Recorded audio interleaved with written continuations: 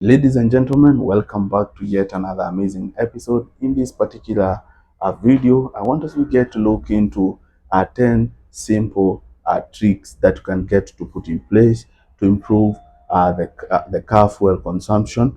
And these are things that I don't need to bring a specialist in order for you to do. You just need to follow what we'll be talking about here.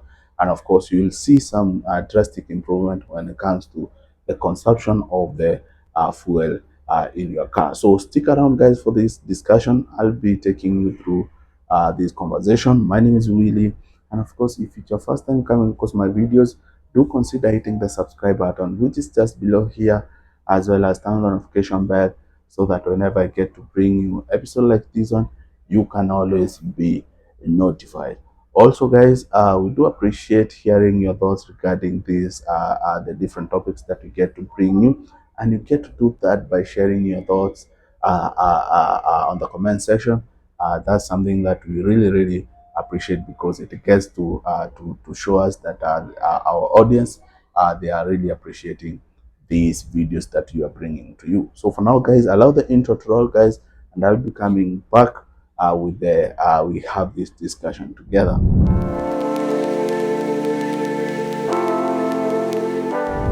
Well, there are few things that traditional people they do know when it comes to fuel consumption, and these are things, especially people who are new to driving, they should consider trying out, especially if you are wondering why your car is really consuming a lot, unlike maybe its previous history.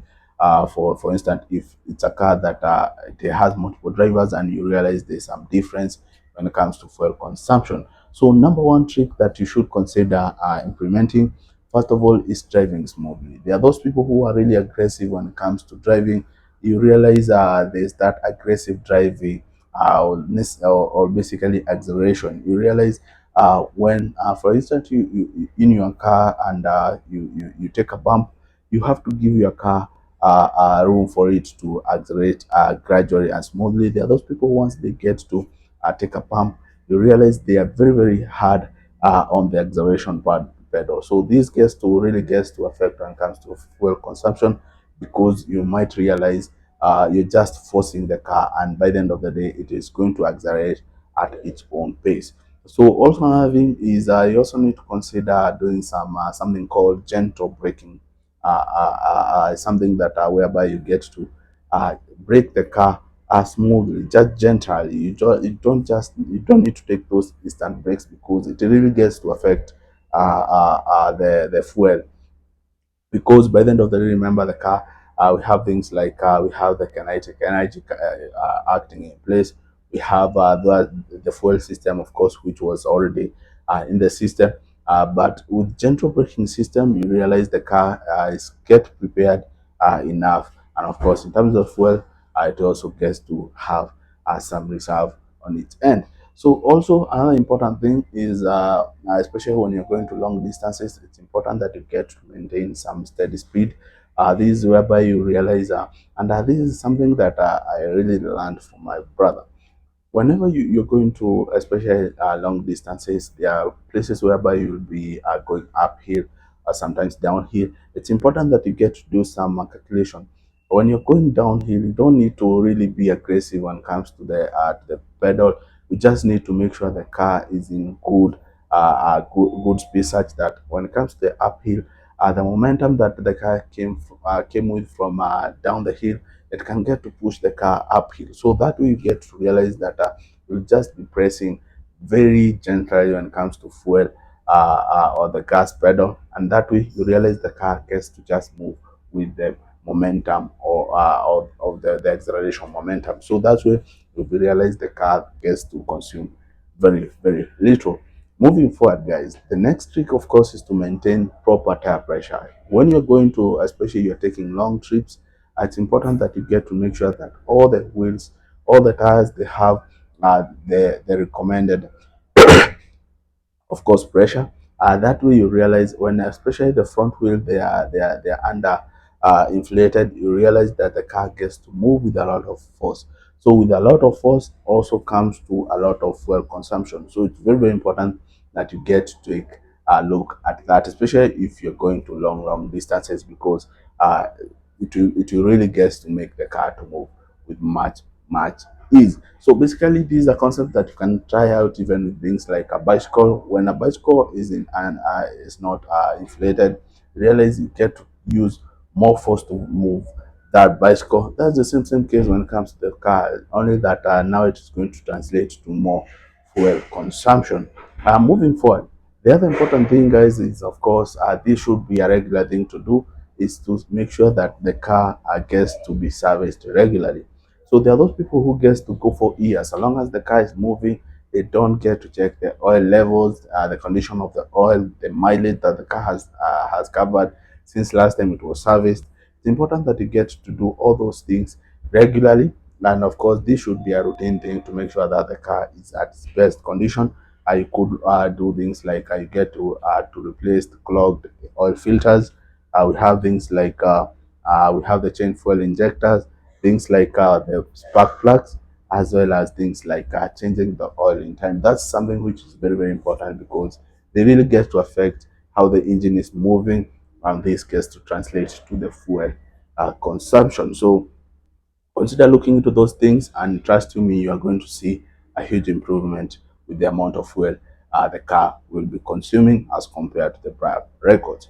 Moving forward, guys, there of course the other thing, of course, when the car is light at its normal weight, there's the regular or the usual fuel consumption rate. But when the car is placed, well, as I was saying, you'll be realizing, guys, when the car is under excess weight, you'll be realizing that the car might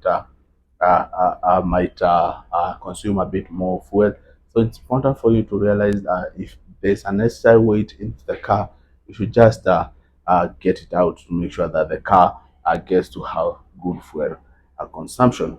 Moving forward, guys, in our list, we are talking about whereby we have reduced. Well, moving to the next thing, you need also, guys, to consider things like reducing the idling. So remember, the idling of the car just gets to consume fuel for nothing, because the car, remember, the car, in most cases, the car won't be moving when it comes to when the car is idling. So if you notice your car gets to take around 1 to 2 minutes once you get to switch it off, and the engine gets to run for a while before shutting down, you need also to make some serious adjustment to the idling. So that's something that people get to know, but it can really get to save when it comes to fuel consumption. So the next thing, basically, these are six tips to improving your fuel, the fuel consumption of your car. Is consider using the air conditioning, the air conditioner wisely. Remember, when it comes to, especially for this small engine, we're talking about the 1.3 or the 1.5 liter engine. When it comes to the AC, it really gets to increase the fuel consumption. So it's important that you get to know how to use it. And of course, if the weather is not that harsh, you can just avoid using the AC. So as well as when you're moving the car, especially the weather is not that bad, keep your windows closed, because it do gets to really get to control the temperatures in that car. So by using the air conditioner wisely, you get to really get to increase the fuel consumption. Moving to the next thing is whereby we get to consider driving the car at optimal speed. There are those people who gets to move the car at every now and then. We'll be realizing the rev is very high, the RPM is very high. This gets to really get to increase the fuel consumption. So it's very important that you get to know how to drive at a steady speed. If you can get, if you're moving at around 80 to 100, you can get to balance that speed, whereby you'll also get to see the rev also get to go to get lower. So that way you get to end up using low fuel. Also, avoid areas whereby you'll be stuck in traffic. Routes which are known are prone to having traffic for long hours. You can get to avoid that. Remember, the car will just be idling while you're stuck in the jam, and of course, this gets to also get to translate to high fuel consumption. Remember, heavy traffic equals constant braking. and acceleration. And remember, acceleration, that's where we get to find a high RPM, and with high RPM comes high fuel consumption. So also the other thing also, it's I'm sure you have come across individuals who get to say they only get to fuel their car at specific petrol station. There's a reason for that, because there are those petrol station you'll be realizing they could be using undergrade fuel. We could be finding their fuel have higher levels of octane, which gets to affect the combustion. When the combustion is poor, more fuel will be needed to give the same output as the high quality fuel. So for that case, make sure you are well aware of where you get to consume to fuel your car every now and then, to make sure that you can get to have a steady fuel consumption, or even prediction. So that's something worthwhile noting. So the last in our list, the last trick to consider are those people who get to drive the manual car. Remember, when it comes to shifting the gears, you need to be very, very good to make sure that your RPM doesn't get to increase, because remember, you'll need to press your crash in, and then you get to key in, you get to shift the gears, as well as get to release the crash pedal slowly, as you also get to press the acceleration. Having to master that, remember, these are gut feeling thing. You need to take practice long enough for you to be a pro. So basically, get to try out those 10 things that we have talked about, and I'm sure you're going to see your fuel consumption of your car get to increase drastically. Of course, guys, if it's your first time coming across my videos, you have found it educative, do consider hitting the subscribe button. Share your thoughts also in the comment section. We really, really appreciate. And of course, I look forward to seeing you in our next one. Peace, guys, for now.